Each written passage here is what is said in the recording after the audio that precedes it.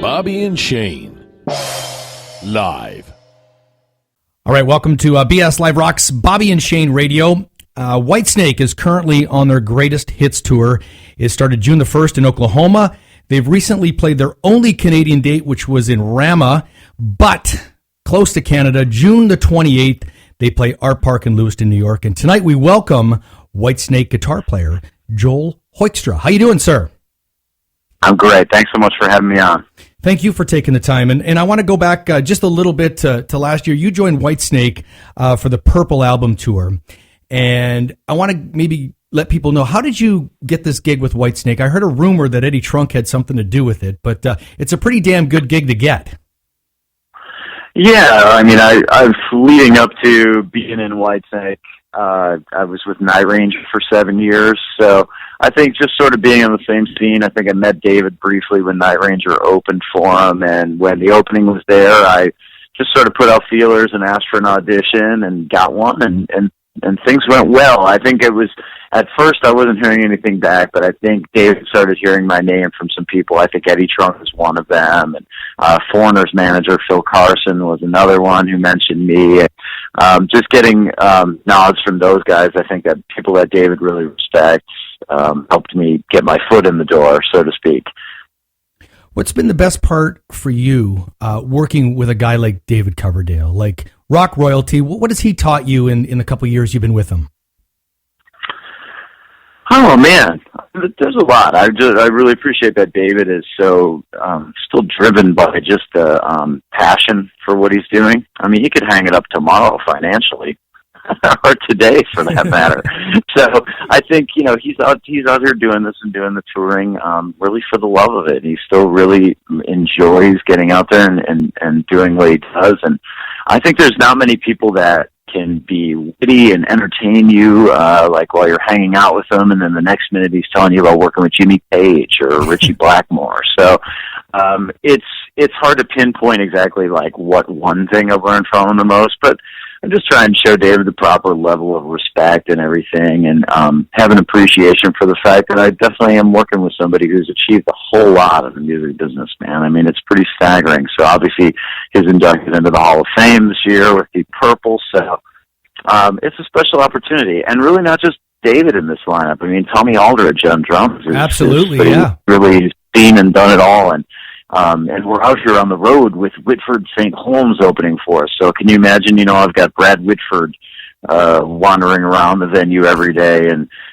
chatting with him about everything he's accomplished in Aerosmith. I mean, man, it's a great opportunity for a guy like me who's still kind of making a name for himself in the music business and is kind of in the midst of a nice run and all that. But I haven't achieved anything close to what these guys have that I'm talking about. So it's great for me to be able to chat and hang with them and learn from them. There's been a lot of great guitar players in Whitesnake over the years, and currently there is as well. And how much creative control do you have over the music? I mean, everybody plays a different style. Everybody's better at certain things, but how do you approach playing the songs, and how much do you control the creativity of it? Well, I think whatever I'm putting forth is usually a hybrid of the original version and whatever my predecessor was doing. If it was played by Doug Aldrich at all, I usually have listened to how he played it live, because sometimes there's things that were in his versions of the songs that have been there for 12 years leading up to my time, so everybody's used to hearing it, you know, so you have to be on top of all of that. Right. And then of course put your own spin on things as you go, to make it your own, and without deviating too far, without losing sight of the fans, you know. So it's a delicate dance. You don't want to, as a fan, if I'm going to hear a song that I'm familiar with, I kind of enjoy hearing a note-for-note guitar solo, to be honest with you. Sometimes it just comes off as overly self-indulgent if the guitar player is just changing it all up and improvising. Right. So, hey, man, I just do what I can in terms of getting individuality in the gig. I think I definitely do that in terms of stage performing. That's a big part of what I do. And just do, you know, make the best decisions based on all that info I just listed there. Joel Hoekstra is with us from the band Whitesnake. You share the stage with Reb Beach. What's that been like? He's certainly a legend in his own there. I mean, playing with Winger and that's got to be a lot of fun. Yeah, man, Reb is great.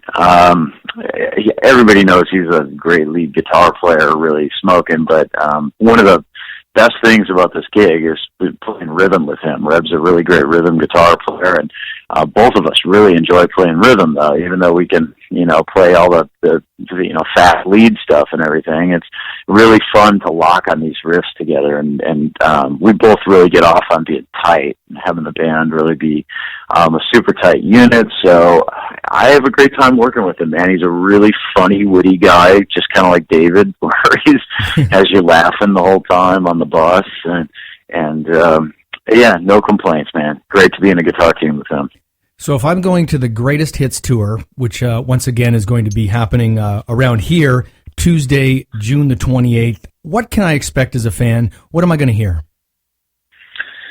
Oh, man. Well, I mean, I think if you're a Whitesnake fan, it's your dream set list. It's like every song is recognizable, and you can come out and sing along basically the entire night and go home with no voice. Or wake up with no voice the next day at work, right?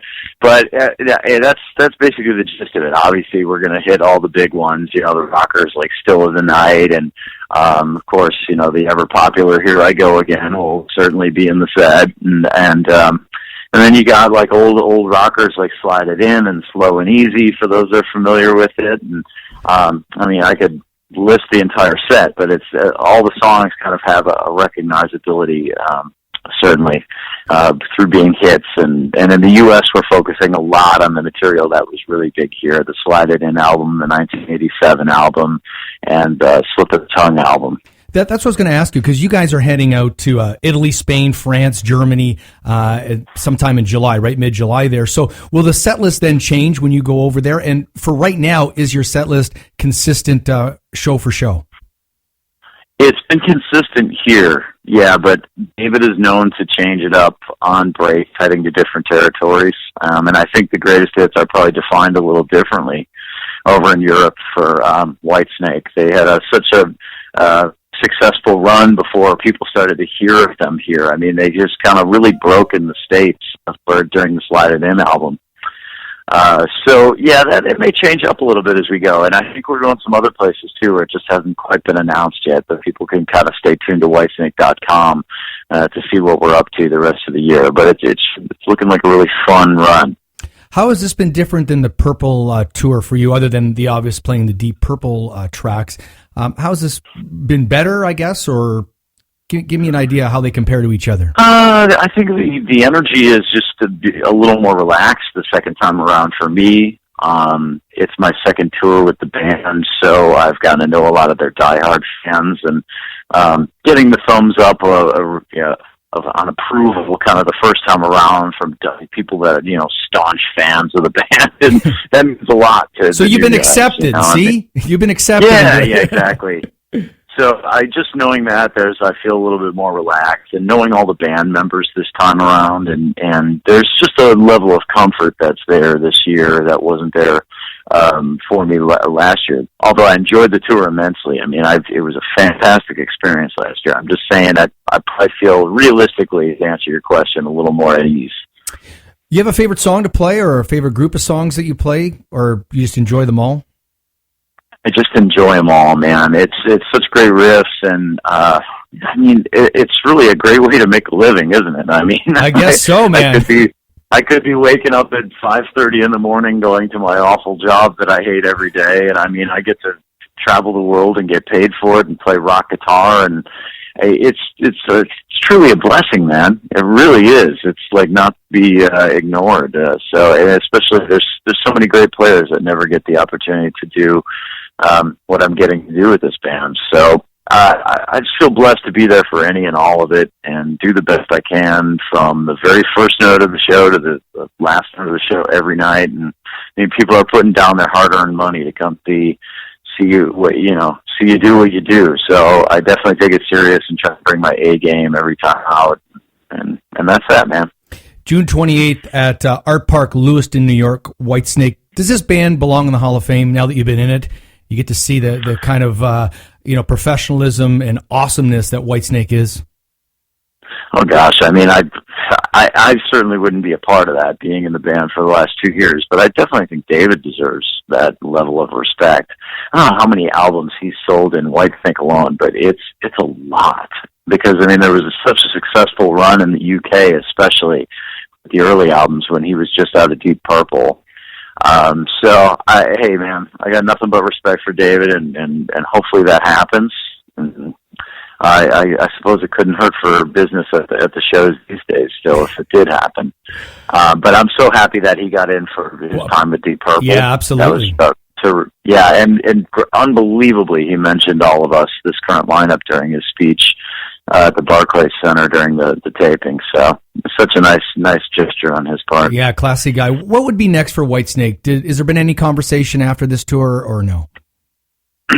Yeah, I mean, I he's kind of floated the concept of retiring in 2017, although he hasn't said for sure the top or the end, and I don't know if he knows. Right? We were just kind of having this discussion the last couple of days as a band. I think Dave's just kind of taking it all step by step. I mean, we've done some work creatively and toyed with the concept of doing an album. We've toyed with doing some acoustic work and maybe looking at doing some stuff that way. He kind of just starts planting seeds, and then I think he kind of decides as he goes what we're going to do next. But for me, it's just, my job is to kind of do the best I can musically with it all and make David want to come to work every day, just have him, give him a good environment that he digs coming out on the road and playing. And I would love to do all of it. I mean, I'd love to write an album with him and release another Whitesnake album and do a huge world tour, of course, So I'm just going to keep making it hard on him to want to hang it up. I've watched YouTube videos of your shows, and I mean, you guys give it 110%. You and Reb on guitar. I mean, Tommy's always killer on drums, and David still, you can tell he has that passion, and it's going to happen Tuesday, June the 28th in Lewiston, New York at Art Park. And before you go, Joel Hoekstra's 13, Dying to Live is on Frontiers Records. Why don't you do a quick plug for that? Oh, thanks. Yeah, well, I basically released a rock album of my own last October, calls and favors from a lot of my friends in the classic rock world. It's Vinny Appice from Black Sabbath and Dio on drums, and Tony Franklin from The Firm on bass. Two of the best singers in rock today, with Russell Allen from Symphony X and my friend Jeff Scott Soto. And then Derek Sherinian from Black Country Communion and Joe Bonamassa's band played great keyboards on it. So I did all the writing. I wrote the lyrics and the vocal melodies and the whole 9 yards, and these guys just kind of helped me bring the songs to life. So it was a great step for me to get an album out like that in the rock vein that I'm known for these days, and just have it get out internationally last year. Get a nice world release on that and tour the world with Whitesnake. So it's amazing in a career like mine that has been built on baby steps that to see things like that happen, I just totally appreciate it and get very excited by it. Listen, you're entertaining to watch. You're a great player. You're playing in a great band. Once again, Whitesnake, Tuesday, June the 28th, Lewiston, New York. Joel Hoekstra, thank you so much for your time today. Hey, thank you for your time. Bobby and Shane, BS Live.